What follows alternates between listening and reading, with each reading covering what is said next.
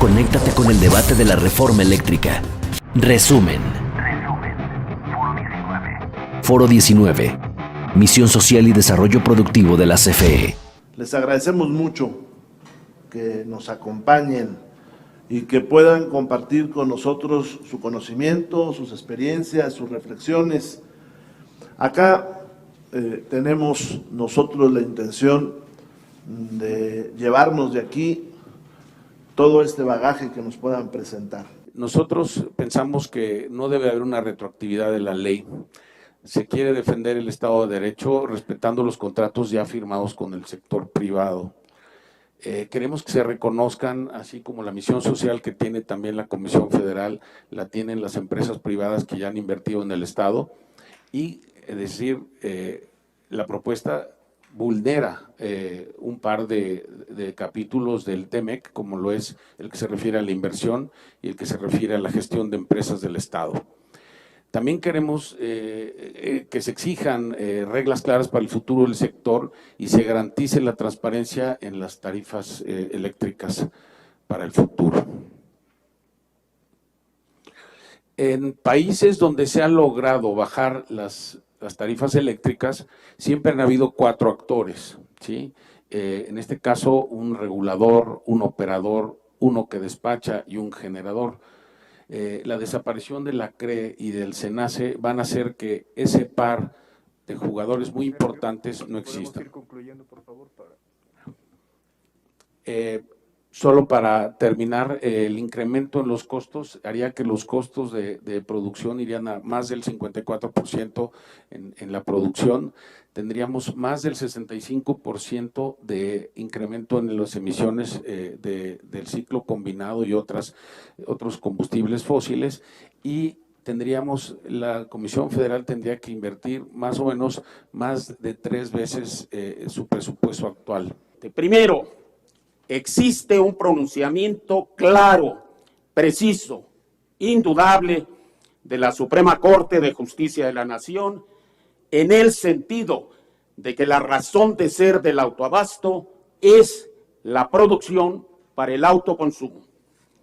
Segundo, de este criterio jurisprudencial se deduce que la generación para la venta a terceros disfrazados de socios es contraria a la esencia y límites legales del autoabastecimiento. Postura que de manera absolutamente indubitable ha sido avalada por la Auditoría Superior de la Federación. Consecuentemente, tercero, los permisos de generación que amparan ese fraude a la ley son total y definitivamente ilegales. Consecuentemente, es falsa de toda falsedad la versión propalada por voceros empresariales en el sentido de que la Corte ya había declarado válidos o legales los autoabastos irregulares. Doctor Raúl, si podemos ir concluyendo. Concluyo diciendo, todo lo anterior explica y justifica por qué razón dentro de la iniciativa presidencial se está planteando la insubsistencia de los autoabastos irregulares. Existen retos importantes. Hay un reto sobre el tema de las tarifas que hoy en día se reciben. Hay que invertir mucho en transmisión. Se requieren cerca de 300,000 millones de pesos en la expansión de la red en los próximos 15 años. Pero la buena noticia es que esta expansión significa también retornos a la CFE de manera rentable. Es decir, la tarifa de transmisión es una tarifa superavitaria que puede seguir generando utilidades a la propia comisión y reinvirtiéndose. Una red resiliente y con redundancia sin duda va a contribuir a la seguridad energética y es uno de los pilares del futuro tecnológico para dar un brinco y ver hacia el futuro en tecnologías como la electromovilidad, el hidrógeno verde y otras más. La siguiente, por favor. Yo sé que ya estoy sobre el tiempo, solo les pediré un segundito para concluir. Existen retos importantes respecto de la tarifa regulada. Hay todo un tema que es el déficit tarifario que la CFE recibe hoy en día. La CFE no recibe todos los recursos que debiera a través de los subsidios que entregan los hogares de bajo consumo. No obstante, yo quisiera resaltar que esto es un tema que está en manos de ser resuelto por el regulador, por la CRE, y de destinarle recursos presupuestales. No se requiere una reforma constitucional para darle estas herramientas a la CFE y fortalecerlas. Garantizar el suministro de energía barata y segura, fortalecer la seguridad energética y la seguridad nacional, apoyar el crecimiento y desarrollo económicos necesarios, como hemos dicho, no solo para reactivar el crecimiento en esta pandemia o como resultado del problema mundial que estamos viviendo, sino también para acabar con la pobreza y la desigualdad. Y además, pues la revisión de contratos fortalecerá la CFE y tendrá efectos positivos para la hacienda pública en general. La revisión de los contratos no ataca a la inversión privada. Lo que busca es acabar con la especulación que hemos mencionado, el traslado indebido de subsidios y costos a la CFE y a la hacienda pública. Y cuando decimos la hacienda pública nos referimos a todos y cada uno de los mexicanos que contribuimos para el desarrollo de este país y que no nos aprovechamos de las ganancias que están pasando solamente a un pequeño grupo de mexicanos. Asimismo, la transición energética, que es una cuestión muy importante a considerar, será, de acuerdo con esta reforma, ordenada, preservando la soberanía nacional. Sobre la calificación de la CFE en materia de indicadores de ESG, esto es medio ambiente, impactos sociales y gobernanza. Lo publica una de las principales calificadoras de riesgos en esta materia. Y estos indicadores han sido promovidos por las instituciones financieras que se dedican hoy en día a certificar las normas contables. Esta calificación que tiene CFE la ubica en un riesgo severo, se publicó con información a octubre de 2021 y ubica a la empresa entre las 10 más grandes empresas con riesgos más importantes en esta materia. Actualmente la CFE carece de una política de responsabilidad social y de impactos medioambientales, no publica reportes de sustentabilidad, a diferencia de Pemex, que sí lo hace, y creemos que es muy importante que con el esquema actual mejore CFE, porque de convertirla en un organismo de Estado, la CFE no podría tener la entrada a los mercados financieros que le podrían garantizar financiamiento atractivo, competitivo y mejorar su calidad como participante. La Constitución en los regímenes anteriores se modificó 400 y pico de ocasiones y no nos enteramos. En este intento de reforma ya vamos en el foro 19. Esa sí es una verdadera democracia participativa, no representativa. Sinceramente, mi diputado, no sé dónde está. Por eso solicité yo poder venir aquí y decirles, los empresarios pequeños y medianos no podemos estar en las cámaras de los grandes empresarios porque tenemos conflicto de intereses. Ojalá sea factible la ley del pago puntual que estamos solicitando, porque ellos, además de que tienen todos los beneficios que ya mencioné, se financian de nosotros. La ley que estamos solicitando es pago puntual. Nunca, de todas las veces que he visto estas ponencias, ha venido alguien a hablar sobre las pymes. Y repito, somos la mayoría y estamos de acuerdo con el proyecto de la transformación. Tenemos un código de combate a la corrupción y de movilidad social. Es necesario para, digamos, corregir las distorsiones que se hayan podido dar en este sentido, generar una reforma constitucional, o esto se podría modificar desde la misma intervención del Ejecutivo Federal o modificando algunas leyes secundarias. Y repito, tomando en cuenta que en la reforma del 2013 ya está contemplada la temporalidad y que se termina este esquema de asociaciones de consumo. Gracias. Déjeme decirle que justamente aquí en la sede de la Cámara de Diputados y subsecuentemente en la sede de la Cámara de Senadores, se aprobó el año pasado un decreto de reformas y adiciones a la ley de la industria eléctrica, mismo que fue objeto de una lawfare, de una guerra judicial declarada por los empresarios autoabastecedores, productores independientes y algunos pocos de los que detentan permisos tipo ley de la industria eléctrica. Hubo una cerrazón absoluta. Frente a eso, la respuesta, lo sabemos, es un hecho público y notorio, del presidente de la República fue categórica. Vámonos a la reforma constitucional.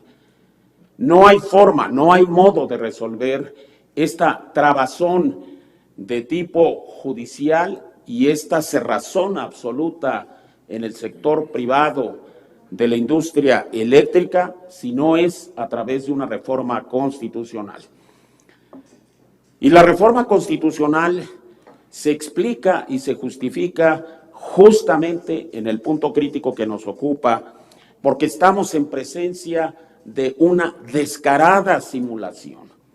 Se enmascara como socios a quienes en realidad son clientes. Diste unos datos bien interesantes. 2 millones de mexicanos sin electricidad, sin cobertura, eso es inaceptable. Ningún mexicano debe faltar de electricidad. Y hablaste de un fondo que yo desconocía su existencia, Fondo de Servicio Universal Eléctrico.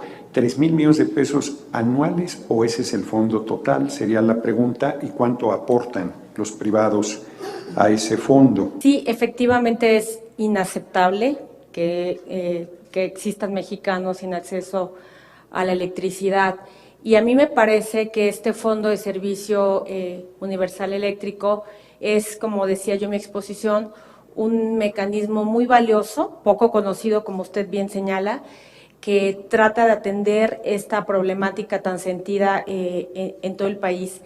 La manera en que este mecanismo funciona es a través de las aportaciones que todos los participantes del mercado, es decir, todos aquellos que ya tienen un contrato para poder participar en el mercado eléctrico mayorista, con el SENACE, es el SENACE el que opera este mercado como lo sabemos, se aporta, es una especie de contribución, impuesto, aportación, que todos los que participan ahí se da. Por tanto, todos los privados que tienen este permiso a partir de la LIE tienen la obligación de aportar estos recursos. También lo hace la CFE, porque la CFE también es un participante del mercado, entonces digamos que es una aportación que está socializada. ¿Cree usted que la CFE debe ser juez y parte en la generación, distribución y suministro de energía?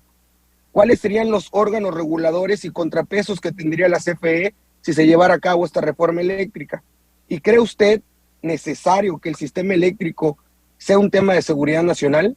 El tema de la energía tiene categóricamente que ser conceptualizado a nivel constitucional como un servicio público que además debe ser el espejo del ejercicio del derecho social garantizado por el Estado, es decir, el derecho a la vida humana digna, del cual orbitan un conjunto de derechos complementarios como ha sido reconocido por Naciones Unidas.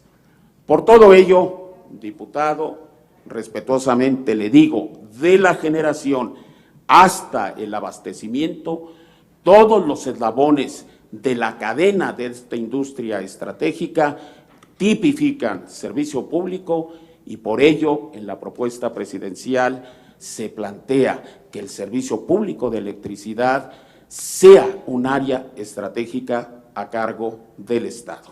¿Cómo piensa usted que se va a generar energía barata y segura en un monopolio sin competencia?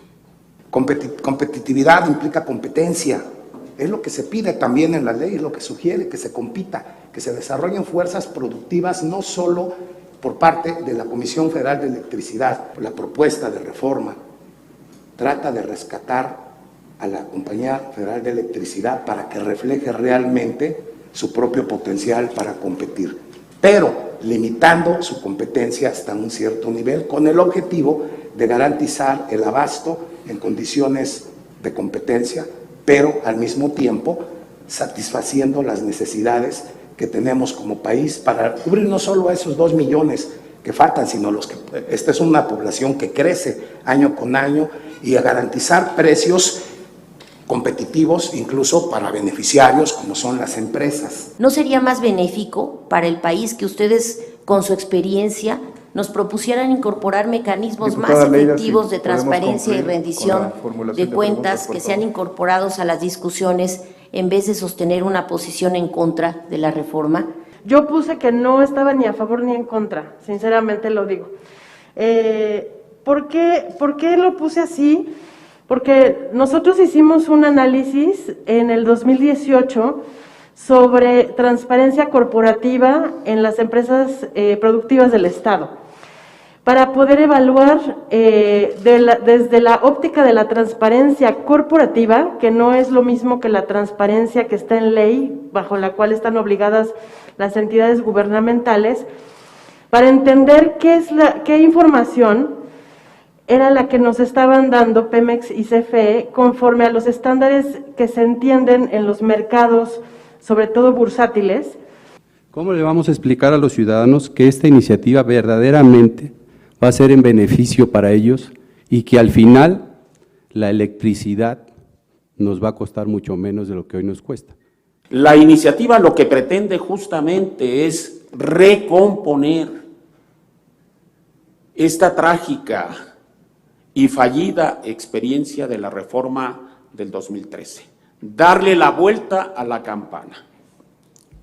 Es decir, transformar lo que es una actividad eminentemente mercantil, comercial, sujeta a especulación, a prácticas monopólicas, a mercados paralelos, en un servicio público fundamental sin fines de lucro.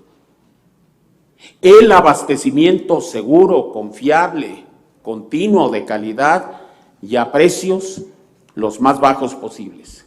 Mi pregunta concreta es si tú consideras que la reforma, como está planteada, realmente incentiva la inversión privada, y si sin inversión privada, entendiendo que están etiquetados hoy para el 2022 73,000 millones para subsidios para CFE, que lo pagamos todos los mexicanos, si tú crees que sin inversión privada realmente se puede desarrollar el sector eléctrico mexicano para cumplir con esa misión social que hoy estamos platicando, que tiene que tener CFE y que además todos estamos de acuerdo que durante muchísimos años ha contribuido muchísimo al desarrollo de nuestro país. Esta mancuerna entre la participación del sector privado en aquellas actividades que con reglas claras, por supuesto, dictadas por el Estado mexicano, un Estado fuerte, un Estado que se preocupa por llevarle bienestar a sus mexicanos, y piso parejo, y ahí es donde también creo que es muy importante que también la comisión tenga este piso parejo y no las manos atadas, ni camisas de fuerza.